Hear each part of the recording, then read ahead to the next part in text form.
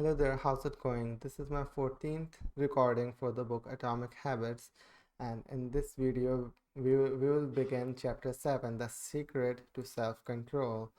And the idea of this chapter is that every habit requires a context. Remove the context for bad habits before working on willpower and discipline alone. The chapter begins with an anecdote on drug addiction in Vietnam War. So let's begin with that one. This will actually set the foundation of what the chapter is about.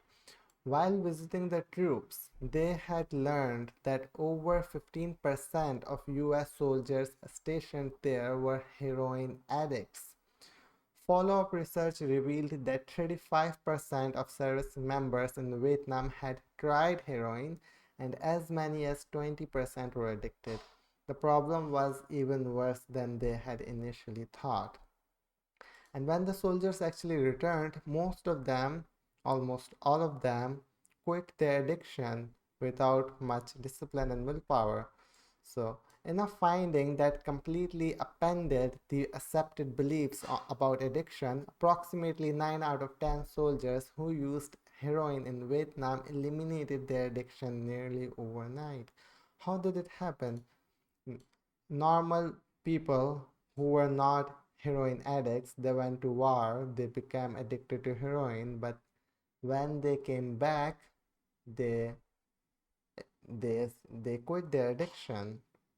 This is because of the context. Drugs were common during the war, and when soldiers were experiencing that negative environment of drug addiction, they also got addicted. However, when they got back to their home, their families, there were no context of drug addiction, so overnight they stopped using drugs. So that's the idea.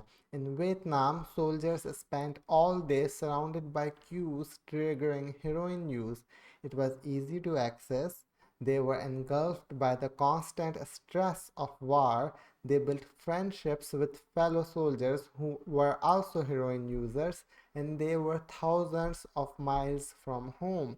Once a soldier returned to the United States, though, he found himself in an environment devoid of those triggers. When the context changed, so did the habit. That's a very, very powerful idea. You can apply the same idea to junk food, for example. Let's say if you live in an environment where junk food is very common, everyone else is eating them, you would be also more inclined to eat it. However, let's imagine you move to another country where people don't eat it as much, let's say Japan or China or Germany.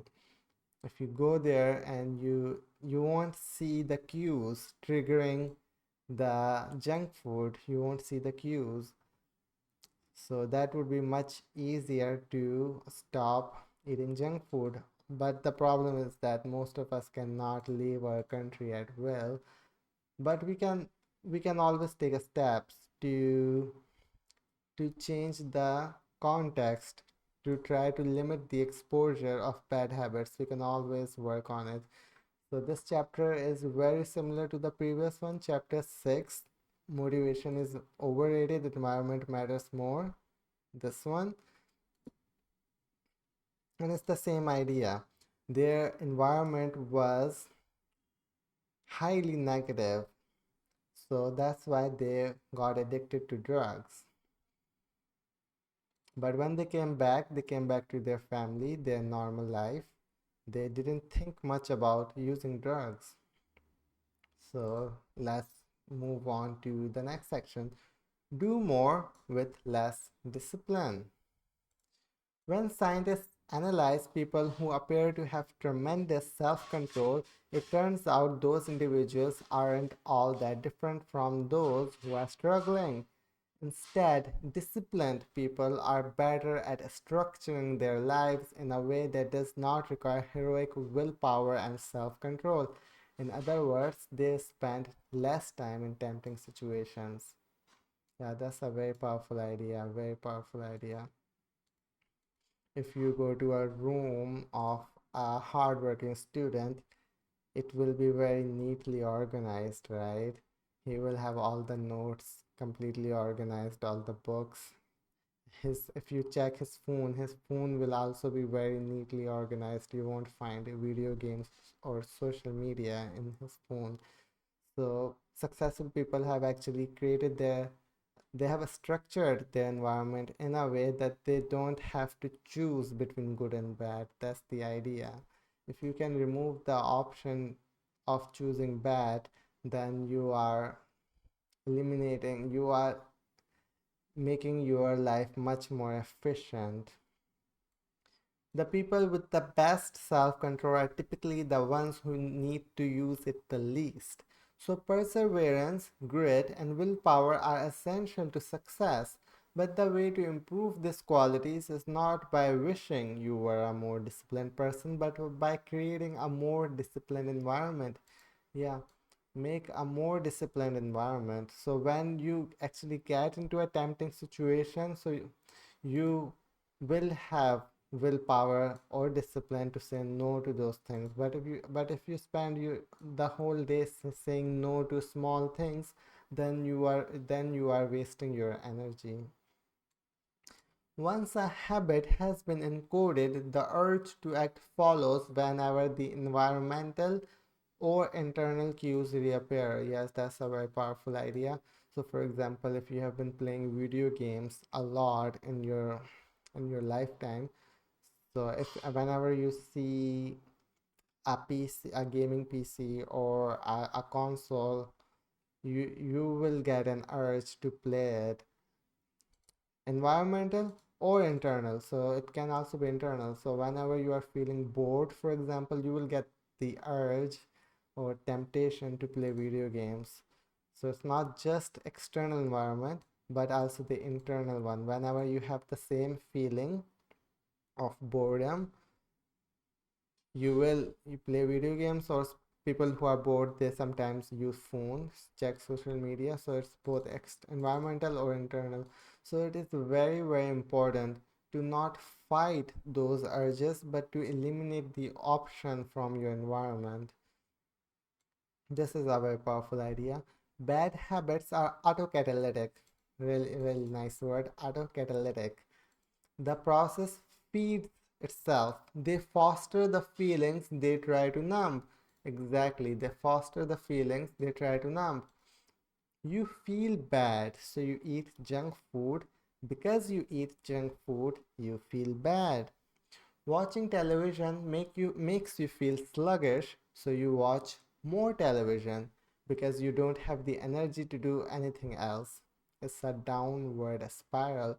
Yeah, they don't satiate the feeling, they don't satisfy the feeling, they numb the feeling.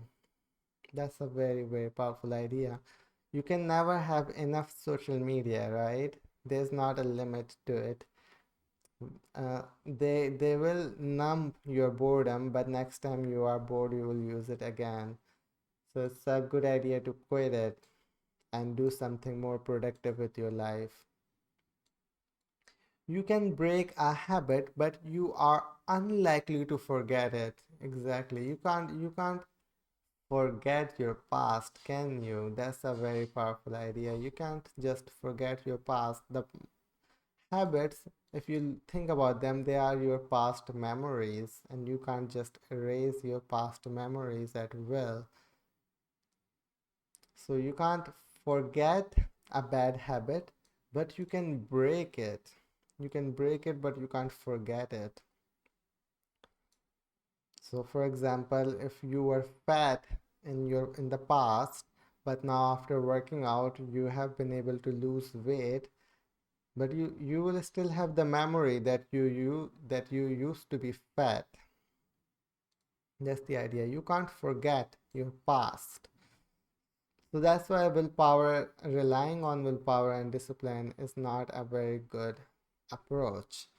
Once the mental grooves of habits have been carved into your brain, they are nearly impossible to remove entirely. I agree with it 100%. As I said, that you cannot forget your past. You can forget parts of it, but you cannot forget your past entirely.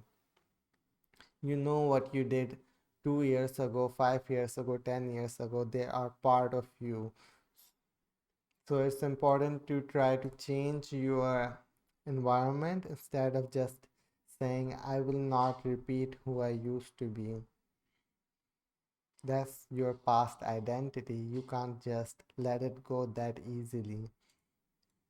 It's hard to maintain a Zen attitude in a life filled with interruptions. It takes too much energy. In the short run, you can choose to overpower temptation. In the long run, we become a product of the environment that we live in. To put it bluntly, I have never seen someone consistently stick to positive habits in a negative environment. That's the idea. You cannot be consistently positive in a negative environment.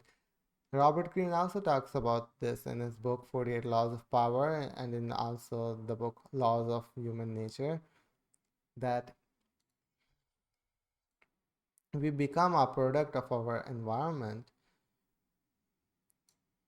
You can stay positive for a short while, but let's say for 5 years, 10 years, you won't be able to outrun it. So there are some very practical and simple examples that we can see how it works. If you can't seem to get any work done, leave your phone in another room for a few hours. Very simple idea. If you are feeling extremely distracted, remove the things that are making you distracted. And phone is one of those things. A very dangerous thing of the modern world, phone. Something that we thought would help us, but we have become a slave. If you are continually feeling like you are not enough, stop following social media accounts that trigger jealousy and envy. Yeah, it's not good for brain just to constantly look at people who are more successful than us. It makes us lose our focus on what we already have. If you are wasting too much time watching television, move the TV out of the bedroom. So that's another idea. If you watch too much television, take your TV out and put it in a box and put it in your closet. If you want to watch it, well, you can put it back on, but after you have done watching it, put it back in the closet. That's another idea. He's telling you to add friction, telling you to make bad habits hard to perform. Actually, that's the idea of make it easy. That will come later, but this is a gist of it. If you are playing too many video games, unplug the console and put it in a closet after each use. Very powerful idea. This practice is an inversion of the first law of behavior change. Rather than make it obvious, you can make it invisible. This is the secret to self-control. Make the cues of your good habits obvious and the cues of your bad habits invisible. Exactly.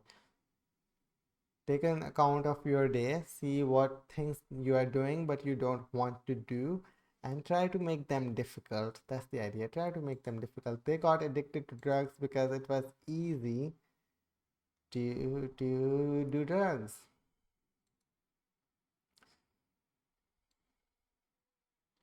We use social media because it's easy to use it. Chapter summary. The inversion of the first law of behavior change is to make it invisible. Once a habit is formed, it is unlikely to be forgotten. People with high self control tend to spend less time in tempting situations. It's easier to avoid temptation than resist it. Very powerful idea. It's easy to avoid temptation than try to resist it. I have actually applied this idea in my own life. I used to go out and with my wallet. So whenever I saw a restaurant, I used to get the urge to eat something, then I just stopped bringing my wallet outside. If I needed money, I would take a little bit of money with me, but I will never take my complete wallet with me whenever I am leaving home. That helped me a lot in in overcoming my desire to eat junk food. One of the most practical ways to eliminate a bad habit is to reduce exposure to the cues that causes it. Self-control is a short-term strategy, not a long-term one. This book always focuses on long-term achievement. This is why I actually like this book. So this is it for this video, chapter 7. We finished chapter 7 in this video, and we are done with make it obvious. In the next video we will talk about make it attractive, chapter 8, how to make a habit irresistible. Okay, so looking forward to it. Thank you very much.